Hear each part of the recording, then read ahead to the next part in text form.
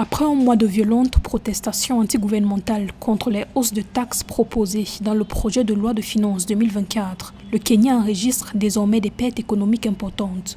L'autorité fiscale du Kenya a révélé des pertes d'environ 6 milliards de shillings, selon une déclaration du porte-parole du gouvernement, Isaac Mwaura, le 18 juillet 2024. Une situation attribuée principalement à la fermeture d'entreprises, causée par la vague de manifestations survenue depuis le 18 juin 2024. Les craintes abondent selon lesquelles, si les manifestations se poursuivent, l'économie aura également un impact négatif au cours de ce nouvel exercice financier. Nous nous retrouverons avec un énorme trou fiscal en raison du rejet du projet de loi de finances 2024 s'élevant à 346 milliards de shillings et du report des dépenses de l'année dernière en attente d'environ 220 milliards de shillings. Malgré des mesures d'apaisement prises par le président William Ruto, à l'instar du limogeage de la quasi-totalité de son cabinet le 11 juillet 2024, le retrait du projet de budget 2024-2025, la dissolution de 47 sociétés d'État et l'ouverture d'un dialogue multisectoriel le 15 juillet, les manifestations se poursuivent, notamment dans la capitale Nairobi, à Mombasa et Eldoret.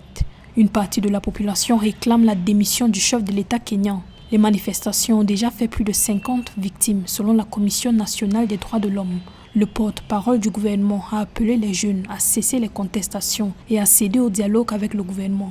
As a government, we therefore make a passionate appeal to our children and our youth to reconsider their En tant que gouvernement, nous lançons un appel passionné à nos enfants et à nos jeunes pour qu'ils reconsidèrent leur projet de manifestation puisque ce qu'ils réclamaient à grande voix a été accordé. Ces manifestations ont été infiltrées par des voyous dont le but est de déstabiliser la paix et la prospérité du pays.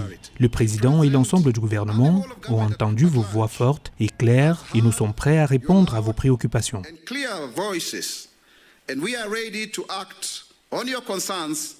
Le 17 juillet 2024, la police kenyane a interdit les manifestations dans le centre de Nairobi en raison d'infiltrations criminelles.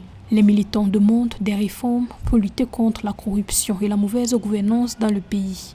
Le porte-parole du gouvernement a mis en garde contre une détérioration de l'économie du pays à mesure que les manifestations se poursuivent.